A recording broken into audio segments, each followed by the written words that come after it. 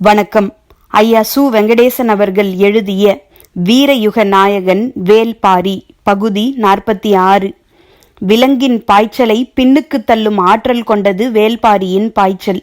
ஆனால் இன்று அதையும் விஞ்சும் வேகத்தை காடு பார்த்து கொண்டிருந்தது.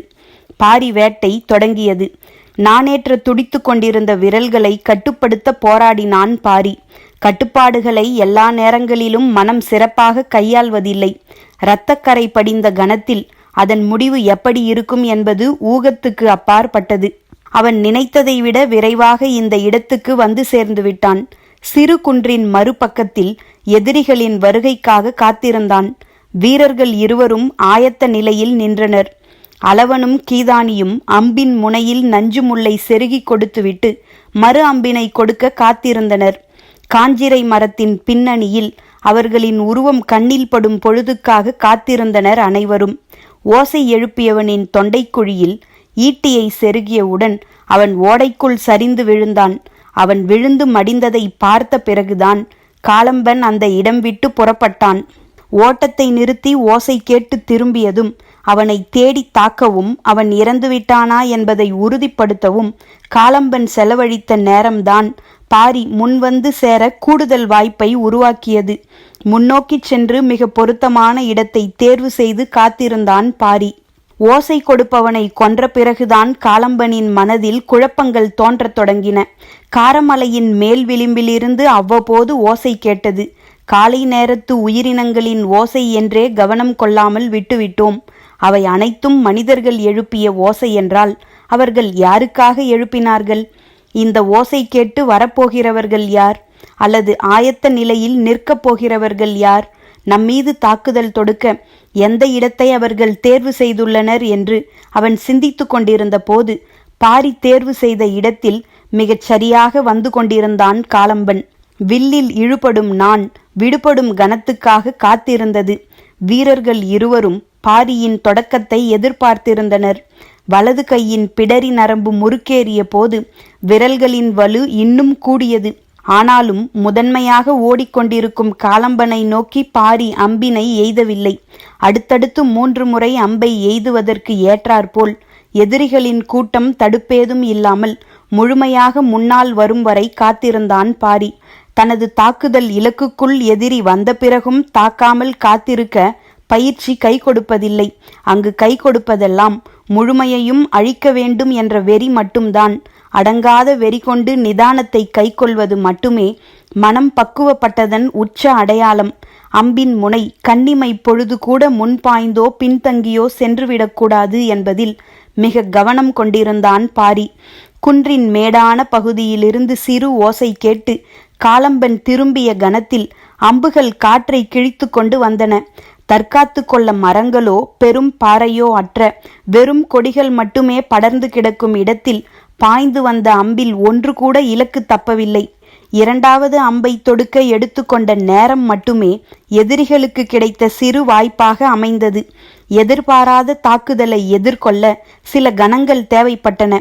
கூட்டத்தின் தலைவன் யார் என்பது தெரியாவிட்டாலும் முன்னால் வருகிறவர்கள் சட்டென மறைந்து கொள்ள மரமோ பாறைகளோ இல்லை. ஆனால் பின்னால் வருகிறவர்களுக்கு அந்த வாய்ப்பு இருக்கிறது என முடிவு செய்த பாரி தாக்குதலின் முதல் இலக்காக கடைசியாக வந்து கொண்டிருப்பவர்களை குறிவைத்தான். தன்னுடைய தோள் பட்டையில் வந்து செருகிய அம்பை உருவி எடுத்தான் ஒருவன். சிறு விரல் நுனி அளவே அது உள்ளே போயிருந்தது. அம்பை தொலைவில் வீசியபடி சொன்னான், இது தைத்து நாம் வீழ்வோம் என நினைத்து போரிடுபவர்களை என்ன சொல்வது? அவர்கள் நம்மை கண்டுணர்ந்து நெருங்கிவிட்டார்கள். நாம் இந்த இடத்தை விட்டு விரைவாக அகல்வோம் என்று கத்தியபடி காலம்பன் ஓட்டத்தின் வேகத்தை கூட்டினான். மரமோ பெரும் பாறையோ அற்ற இந்த பகுதி அம்பு எய்தி தாக்குவதற்கு ஏற்றது. இதை விரைவில் கடக்க வேண்டும் என எண்ணிக்கொண்டிருந்த போது கால்களின் விசை இரட்டிப்பானது. ஓடிக்கொண்டே அடுத்து செய்ய வேண்டியது என்ன என்று சிந்தித்த போதுதான் ஏதோ ஒரு மாற்றத்தை உணர்ந்தான். என்னவென்று நிதானிப்பதற்குள் புரிந்துவிட்டது. தனக்கு பின்னால் விரைந்து வரும் கால்களின் ஓசை அறுபட்டு விட்டதென்று. என்ன ஆனது என திரும்பி புதர் விலக்கி அந்த இடம் வந்தபோது அம்பு தைத்த அறுவர் மண்ணில் சாய்ந்து கிடந்தனர். மற்றவர்கள் மறைப்புகளில் அண்டியபடி சாய்ந்து கிடந்த ஒருவனின் முதுகில் இருந்த கூடையை எடுக்க முயன்றனர்.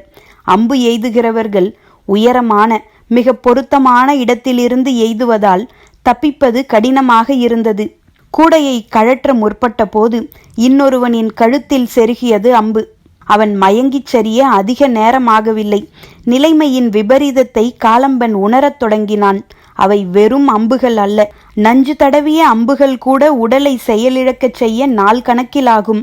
அதனினும் கொடும் ஆயுதம் கொண்டு தாக்குதல் நடக்கிறது. புரிந்து கொண்ட கணம், விழுந்து கிடப்பவனிடம் இருக்கும் கூடையை எடுக்க முயலாதீர்கள், விரைந்து இந்த இடம் விட்டு வெளியேறுங்கள் என்று கத்தினான். அவனது குரலின் அதிர்வு அடங்கும் முன் அனைவரும் பாய்ந்து வெளியேறினர். ஆனால் நீண்ட தொலைவுக்கு மறைப்புகள் ஏதுமின்றி இடுப்பளவு இருக்கும் செடி கொடிகளுக்குள் தான் ஓட வேண்டியிருந்தது. அம்புகள் கணக்கின்றி சீறிக்கொண்டிருந்தன.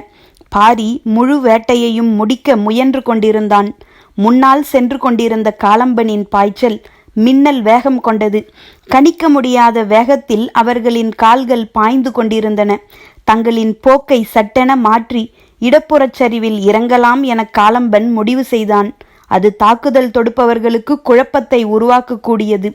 தங்களின் வேகத்தை இனி எவனாலும் பின்தொடர்ந்து நெருங்க முடியாது என அவன் எண்ணிய கணத்தில் அவன் ஓடும் திசையின் மேட்டு பகுதியிலிருந்து மீண்டும் ஒரு சென்னாய் ஊளையிட்டது. விக்கித்து நின்றான் காலம்பன். என்ன நடக்கிறது இங்கு? இன்னொருவன் ஓசை எழுப்பிக் கொண்டிருக்கிறான். ஓசை எழுப்புவதை எத்தனை பேர் செய்கிறார்கள்? 3 மலைகளிலும் நாம் ஆட்களை நிறுத்தியதைப் போல 3ஆம் மலையெங்கும் அவர்கள் நிறுத்தியுள்ளார்களா என நினைத்து கொண்டே பாதையை மாற்றி புதற்காட்டுக்குள் நுழைந்தான்.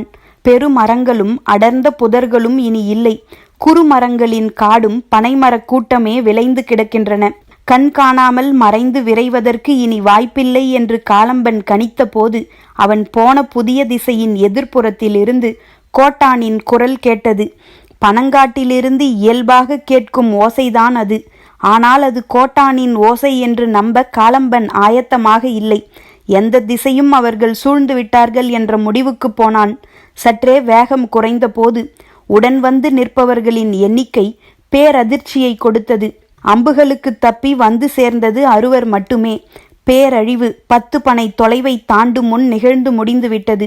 அப்படியென்றால் பரம்பின் வீரர்கள் எவ்வளவு துல்லியமான ஆயத்தத்தோடு இருந்துள்ளனர்! மனம் ஒரு கணம் கலங்கியது, மறுகணம் மீண்டது. இனி சமவெளியல்லாத பகுதியின் வழியே செல்வோம்.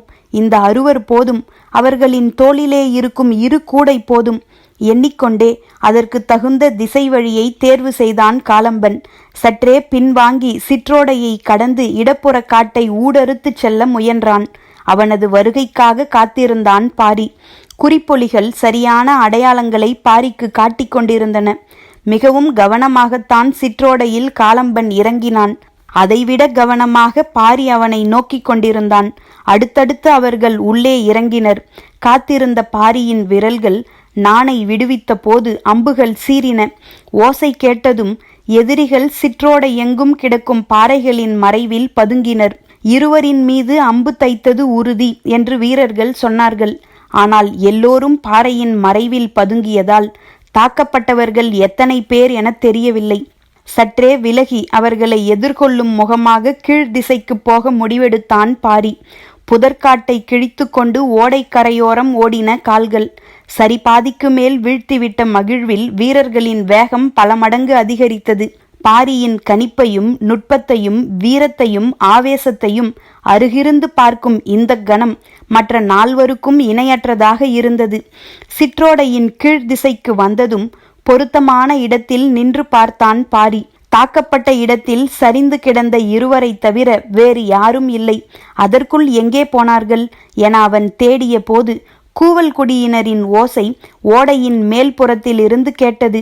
காலம்பன் தனது முடிவை மாற்றினான். தேவாங்கு விலங்கை எடுத்துச் செல்வதுதான் தனது நோக்கம். பரம்பின் மக்களை தாக்கி அழிப்பது தனது வேலை இல்லை என்று சொல்லி வந்த அவன் இப்போது வேறு சிந்தனைக்கு போனான். தங்களை நோக்கி தாக்குதல் தொடுப்பவர்களை அழிக்காமல் தங்களால் தேவாங்கு விலங்கை கொண்டு செல்ல முடியாது என்பது தெரிந்துவிட்டது. எனவே எதிர்த்தாக்குதல் நடத்தும் உத்தியை வகுத்தான். கூடையை சுமந்திருக்கும் 2 மலையின் சரி ஒன்றில் பதுங்கி இருக்கச் செய்தான். மீதமுள்ள 4 தாக்குதலுக்கு ஆயத்தமாகினர். ஓடையின் மறுகரையில் உள்ள புதற்காட்டை கிழித்து தாக்குதல் தொடுப்பவர்களை தேடி அவர்கள் முன்னேறினர். பச்சை மலைத்தொடரில் ஏறத் தொடங்கி 10 நாள்கள் ஆகிவிட்டன. ஆனால் இந்த 10 நாள்களும் பதுங்கியே செயல்பட்டு கொண்டிருந்த அவர்கள் முதன்முறையாக தாக்குதல் தொடுக்கும் ஆவேசத்தோடு பீரிட்டு ஓடினர். காலம்பன் மரங்களை முறித்து கொண்டு முன்னகர்ந்தான். அவனது கண்ணில் படும் மனிதனை ஒற்றை கையால் ஒடித்தெறியும் வேகம் கொண்டான். சற்றும் எதிர்பாராமல் கூடையோடு மலைச்சரிவில் பதுங்கியிருப்பவர்களின் திசையிலிருந்து கூவலோசை கேட்டது. ஓடிக்கொண்டிருந்த காலம்பன் அதிர்ந்து நின்றான். சிற்றோடையில் இருக்கும்போது தங்களை தாக்கியவர்கள் இந்த மேட்டின் மீது நின்றுதான் அம்பு எய்தார்கள். அவர்களை தேடித்தான் அவன் போய்க் கொண்டிருந்தான். ஆனால் இப்போது தேவாங்கு விலங்குகளோடு இருப்பவர்களை நோக்கி ஆபத்து வரப்போகிறது என தெரிந்ததும் மீண்டும் அவர்களை நோக்கி திரும்பினான். கூவல் குடியினரின் ஓசை கேட்டதும் சிற்றோடையின் கீழ்ப்புறம் இருந்த பாரி அதை நோக்கி ஓடத் தொடங்கினான். காலம்பன் ஓடையின் வலப்புற புதர்களின் வழியேயும் பாரி ஓடையின் இடப்புற புதர்களின் வழியேயும் ஓடிக்கொண்டிருக்கும் போது ஓசை வந்த திசையை நோக்கி மலைக்கு மேலே இருந்து இணை சொல்ல முடியாத வேகத்துடன் கீழ் இறங்கிக் கொண்டிருந்தான் நீலன். ஓடையைச் சுற்றியே மீண்டும் மீண்டும் கூவல் குடியின் குரல் கேட்கிறது. அங்கு என்னதான் நடக்கிறது என்பது புரியாது தத்தளித்தான் பழையன். மலையின் சரிபாதிக்கும் கீழ் தந்தரைக்கு மிக அருகில்தான் அந்த இடம் இருக்கிறது. நாம் வீரர்களோடு அந்த இடம் போவோமா என தோன்றியது. ஒருவேளை வேறு வழியில் அவர்கள் கீழிறங்கி தப்பிக்க முற்பட்டால் என்ன செய்வது என்று சிந்தித்து மேலேறி போகும் திட்டத்தை கைவிட்டான். அவர்கள் இறங்க வாய்ப்புள்ள பகுதியை கணித்தபடி ஆயத்த நிலையில் இருந்தான் வேட்டூர் பழையன். இதுவரை இல்லாத சினம் காலம்பனின் மனதில் உருவேறியபடி இருந்தது. இந்த விலங்கை எடுத்துச் செல்லத்தான் எவ்வளவு இழப்புகளை சந்தித்து எவ்வளவு பெரிய முயற்சியை செய்துள்ளோம். அது வெற்றிகரமாக முடியப்போகும் இறுதி கட்டத்தில் முற்றிலும் எதிர்பாராத தாக்குதலை எதிர்கொள்ள வேண்டியதாகிவிட்டது. ஆனாலும் எந்த காரணம் கொண்டும் இந்த முயற்சியில் நாங்கள் தோற்க மாட்டோம். அதையும் மீறி நாங்கள் தோற்க நேர்ந்தால் எங்கள் அத்தனை பேரின் உயிரும் இந்த மலையில் மடிந்தாலும் எம்மில் ஒருவன் அந்த கூடையை சுமந்து பரம்பின் எல்லையை தாண்டி வெளியேறி போவதை தடுக்கும் வலிமை எவனுக்கும் இல்லை. காலம்பனின் நாடி நரம்புகள் எல்லாம் கனன்று கொண்டிருந்தன. எதிர்படும் பாறையை கையால் குத்தி நொறுக்கிவிடும் ஆவேசத்தோடு ஓடிக்கொண்டிருந்தான். சிற்றோடையின் இரு கரைகளிலும் பறவைகள் படபடத்து விலகிய போது இருவரும் உணர்ந்தனர் இணையாக ஓடிவரும் எதிரியை. தேவாங்கின் கூடை சுமந்து உட்கார்ந்திருப்பவர்களை நோக்கி பாரி விசை கொண்டு ஓடிய போது எதிரிகளின் ஈட்டி பாரியின் பின்னால் வந்து கொண்டிருந்த வீரன் ஒருவனை சாய்த்தது. ஓடையின் நாணல்களுக்கு இடையிலும் அம்புகள் இறங்கிக் கொண்டுதான் இருந்தன. காட்டின் தன்மையும் காற்றின் வேகமும் அறிந்து அம்பு எய்துவதில் பரம்பின் வீரர்களுக்கு இணை சொல்ல முடியாது. ஆனால் இந்த 2 குறிப்புகளையும் அறியாமலேயே எதிரிகள் எரியும் ஈட்டியின் வலிமை மரங்களை துளைத்து செல்லக்கூடியதாக இருந்தது. கூடையோடு பதுங்கி இருந்தவனை நோக்கி பாரியின் அம்புகள் பாய்ந்த போது எதிர் திசையில் ஓடி வந்து கொண்டிருந்த எதிரிகளின் மீது நீலனின் ஈட்டி இறங்கியது. மேலிருந்து வந்த வேகத்தில் இணையற்ற விசையோடு எரியப்பட்ட ஈட்டி எதிரியின் மார்பில் தைத்து அம்பினை போல் நின்றபோது அவர்கள் எரிந்த ஈட்டி பாரியோடு வந்து கொண்டிருந்த இன்னொரு வீரனின் மார்பை துளைத்து வெளியேறியது. சூழலை யாராலும் கணிக்க முடியவில்லை. பின்னால் வந்தவர்கள் பதுங்கினார்களா, வீழ்ந்தார்களா, மறைந்தார்களா என காலம்பனால் கணிக்க முடியாததைப் போல பாரியாலும் கணிக்க முடியவில்லை. அளவனும் கீதானியும் ஓட்டத்துக்கு ஈடு கொடுக்க முடியாமல் தொலைவில் ஓடி வந்து கொண்டிருந்தார்கள். கூடையோடு பதுங்கிய இருவரின் மீதும் அம்புகள் பாய்ந்ததை காலம்பன் உறுதிப்படுத்திய போது தனக்கு பின்னால் வந்து கொண்டிருந்த 2 வீரர்களும் இல்லை என்பதை பாரி உணர்ந்து கொண்டான். காலம்பன் வெறியின் உச்சத்தில் இருந்தபோது அதனினும் மூர்க்கம் கொண்டிருந்தான் பாரி. அம்புகளற்று நின்றிருந்த பாரியை நோக்கி ஓடி வந்து கொண்டிருந்தனர் கீதானியும் அளவனும். மேலிருந்து ஈட்டியை பாய்ச்சிய வேகத்தில் நிலை தடுமாறி உருண்டு கொண்டிருந்தான் நீலன். உருளும் திசை பார்த்து பாரியும் காலம்பனும் கவனம் சிதறவில்லை. இருவரும் ஒருவரை ஒருவர் முதன்முறையாக நேர்கொண்டு பார்த்தனர். தன்னை நோக்கி ஓடி வந்து கொண்டிருக்கும் கீதானியின் பக்கம் திரும்பாமலே அவன் வரும் வேகத்தை கணித்து அம்பை வாங்க கையை நீட்டினான் பாரி. தனது முழு வேகத்தோடு வந்து கொண்டிருந்த கீதானி அம்பை பாரியிடம் நீட்ட முனைந்த போது அவனது முதுகை துளைத்து வெளியேறி கொண்டிருந்தது காலம்பன் எறிந்த ஈட்டி. ஒரு கணம் அதிர்ந்து நின்றான் பாரி. அம்பை தர முடியாத ஏக்கத்தோடு கீதானி மண்ணில் சரிந்து கொண்டிருந்த போது பின்னால் வந்து கொண்டிருந்த அளவன் தடுமாறி பள்ளத்தில் உருண்டு கொண்டிருந்தான். களத்தில் மிஞ்சி நின்றது காலம்பனும் பாரியும் மட்டுமே. விழுந்த இடத்திலிருந்து தலை நிமிர்ந்து நீலன் பார்த்தபோது அங்கு நடப்பது எதுவும் புரியவில்லை. அவன் வீழ்ந்த பள்ளத்திலிருந்து மேலேறும் முன் பாறைகளும் மரங்களும் ஒன்றுடன் ஒன்று மோதி நொறுங்குவதைப் போல் உணர்ந்தான். பாரி இங்கு எப்படி வந்தான்? யார் அந்த எதிரி? என்ன நடக்கிறது? எதுவும் புரிபடவில்லை. பள்ளத்திலிருந்து வேரினை பிடித்து மேலேறி வந்த நீலனின் கண்களில் இருவரும் தென்படவில்லை. இங்கும் அங்குமாக அலைமோதி ஓடையோரத்து பாறையின் பின்புறம் நோக்கி ஓசை கேட்டு போனான். நேற்று மயிலாவோடு வந்தபோது மண் பிறண்டு பெரும் பள்ளமாக கிடக்கும் இந்த இடத்தில் காட்டெருமைகள் மோதிய கதையை நீலன் சொன்னான். இப்போது அந்த இடத்தில் காட்டெருமையினும் வலுகொண்டு இருவர் மோதிக்கொண்டிருந்தனர். காலம்பனின் தோள்கள் பாறையை சிதைக்க வல்லது. பாரியின் தோள்களோ பாறை கொண்டும் சிதைக்க முடியாதது. இரண்டும் ஒன்றுடன் ஒன்று நேர்கொண்டு மோதிச் சரிந்தன. காட்டெருமைகளின் ஆற்றல் கொம்புகளில் இல்லை, அவற்றிலும் வலிமையான முன்னெற்றியின் குமிழ்தான். அதே குமிழ்கள் பிடரியோடு சேர்ந்த முன்மார்பில் இறுகி இருந்தது. மோதும் வேகமும் ஓசையும் காடு அதிரச் செய்தன. காலம்பன் தனது எதிரியின் உடலை இரு கூறாக்க முற்பட்ட போது எதிரியும் அதற்குத்தான் முயல்கிறான் என்பதை உணர்ந்தான். சற்றே உடல் விலக்கி பின்விசை கொடுத்து முட்டி தூக்கினான் காலம்பன். பாரியின் கால்கள் எளிதில் மண்விட்டு அகலவில்லை. நிலத்தில் வேர் ஊன்றுவதைப் போல ஊன்றி நிற்கும் பாரியை அவ்வளவு எளிதில் காலம்பனால் அசைத்து எடுத்துவிட முடியவில்லை. காலம்பனின் தோள்கள் மிகவும் விரிந்தவை, உறுதியிலும் உயரத்திலும் ஒப்பிட முடியாதவை. பாரியை அப்படி சொல்லிவிட முடியாது. ஆனால் தோற்றத்தின் அளவுகள் தீர்மானித்து விடுவதில்லை என்பதை பாரியை சரிக்க முடியாத கணத்தில் காலம்பனும் உணர்ந்தான். இருவர் சமநிலையில் மற்போர் புரியும் போது இணைதலும் விலக்குதலும் மரபன்று. நீலன் திகைத்து நின்றான். முன்காலால் மண்ணை தொடர்ந்து வாரி எடுத்து பெரும் பள்ளத்தை உருவாக்கி வைத்திருந்தன காட்டெருமைகள். கொம்புகள் முட்டி தூக்கி வீசியதால் சிதறிய மண்கட்டிகள் எங்கும் கிடந்தன. ஆனால் அதனினும் பெரும் பள்ளமும் மண் சிதறலும் நிகழ்ந்து கொண்டிருந்தன. மூர்க்கம் கொண்டு மோதுவதற்கு உருவேறி இருக்கும் வெறியே அடிப்படையாகிறது.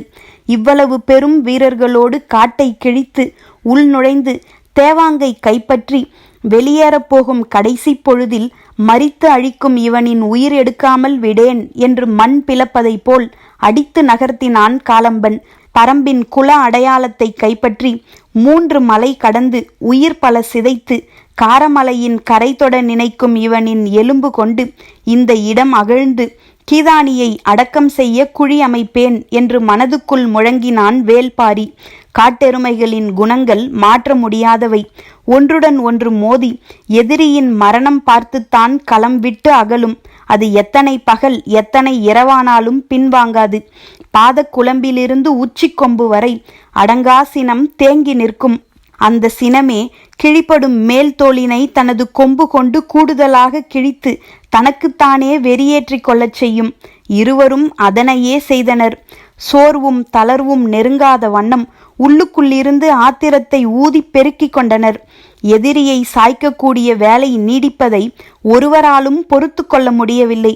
2 முறை காலம்பனின் அடித்தொடையின் பின் நரம்பு பாரிக்கு வசப்பட்டது. அதில் சுழித்து அடித்தால் சரிவானவன். ஆனால் மற்போரில் அதை செய்யக்கூடாது என மனதை திசை மாற்றினான் பாரி. காலம்பனின் இடுப்பில் கட்டியிருந்த ஆடையின் தடித்த சரடுக்குள் கழுத்தினில் இறக்கக்கூடிய குத்துக்கோல் இருந்தது. சட்டென அதை எடுத்து எதிரியின் தோளிலே இறக்கும் வாய்ப்பு வந்த கணம் காலம்பன் தன்னையே அவமானமாக கருதினான்.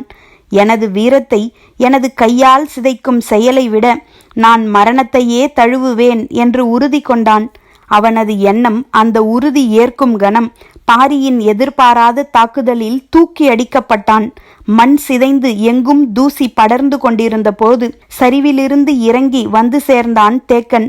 பாரியின் மீது எண்ணிலடங்காத கற்கள் சரிந்து விழுவதைப் போல இருந்தது அதன் பிறகான காலம்பனின் தாக்குதல். கண்ணின் ஓரத்தில் தேக்கன் வந்தது பாரிக்கு தெரிந்தது. இவ்வளவு வலிமை வாய்ந்த எதிரிகளை தன்னந்தனியாக சந்தித்து இருமுறை மோதி இருவரை வீழ்த்தி தனது உடலெங்கும் பெரும் தாக்குதலை தாங்கி சற்றும் அசராமல் 3 மலைகளை கடந்து கடைசி கணம் வரை ஆறாத சினத்தோடு வந்து கொண்டிருக்கும் பரம்பின் ஆசான் கண்ணில் பட்ட கணம் பாரியின் ஆவேசம் சூறைக்காற்றாய் மேலெழுந்தது. கண்ணிமைக்கும் நேரத்தில் நெருப்பை ஊடறுத்துச் செல்லும் விட்டிலை போல காலம்பனை பிளந்து நுழையும் வேகத்தோடு முன்தலையால் குத்தி நகர்த்தினான் பாரி. இதுவரையிலான தாக்குதலை விட 2 மடங்கு வேகத்தோடு தான் தூக்கி வீசப்படுவதை காலம்பன் உணர்ந்தான்.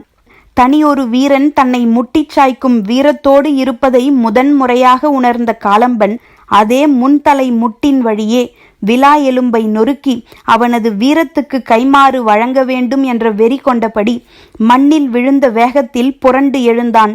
விழுந்து புரண்டதில் அவன் இடுப்பில் முடிச்சிடப்பட்ட ஆடை கிழிப்பட்டதால் சரட்டுக்குள் குத்துக்கோல் இருப்பது சூரிய ஒளியில் பளிச்சிட்டது. அதை பார்த்த கணத்தில் தேக்கன் கத்தினான். பாரி, மோதுவதற்காக அவன் அருகில் செல்லாதே, குத்துக்கோல் மறைத்துள்ளான் என்று கத்தியபடி தனது இடுப்பில் இருந்த குருவாலை தூக்கி வீசினான். வெறிகொண்ட பாரியின் கண்கள் காலம்பனையே பார்த்து கொண்டிருந்தன. குருவால் எங்கு விழுந்தது என தெரியாது. விழுந்த கணம் வெகுண்டெழுந்த காலம்பன் பாரியின் மீது பாயப்போகும் கணத்தில் பின்னாலிருந்து கத்திய கிழவனின் குரல் மனதை இடியென தாக்கியது. எழும் புழுதிக்கு நடுவே உறைய வைக்கும் சொல்லாக அது இருந்தது. சற்றே தடுமாறி அவன் சொல்லிய பெயரை இன்னொரு முறை நினைவுபடுத்தி பார்த்தான். அவனது தாக்குதலை எதிர்கொள்ள பாரி நின்றபோது காலம்பனின் வாய் கிழவன் சொன்ன பெயரை உச்சரித்தது. பாரி. நான் பாரி எனும் மனிதனுடனா இவ்வளவு நேரமும் மோதிக்கொண்டிருந்தேன். மனம் நம்ப மறுத்தது. எதிரியை பாரியாக எண்ணத் தொடங்கிய கணத்திலிருந்து அவனது ஆவேசம் உதிரத் தொடங்கியது. அடிவேர் அறுபட்ட மரம் போல் உணர்ந்தான் காலம்பன். தாக்குதலுக்காக பறவையின் சிறகு போல விரிந்த அவனது கைகள் அவனை அறியாமலேயே ஒன்றிணைந்து கொண்டிருந்தன. அவனது செயல்கள் எவையும் அவன் கட்டுப்பாட்டுக்குள் இல்லை. பாரியை பற்றி சிறுவயது முதல் கேள்விப்பட்ட கதைகள் காலம்பனின் செயலை தம் வயம் எடுத்துக்கொண்டன. பெருக்கெடுத்த குருதியின் ஆவேசத்தை குலக்கதைகள் கீழிறக்கின. அவனது கைகள் குவியத் தொடங்கும் போது கால்கள் மண்ணை நோக்கி சரிந்து கொண்டிருந்தன. பரம்பின் குரல் ஒலிக்கும்.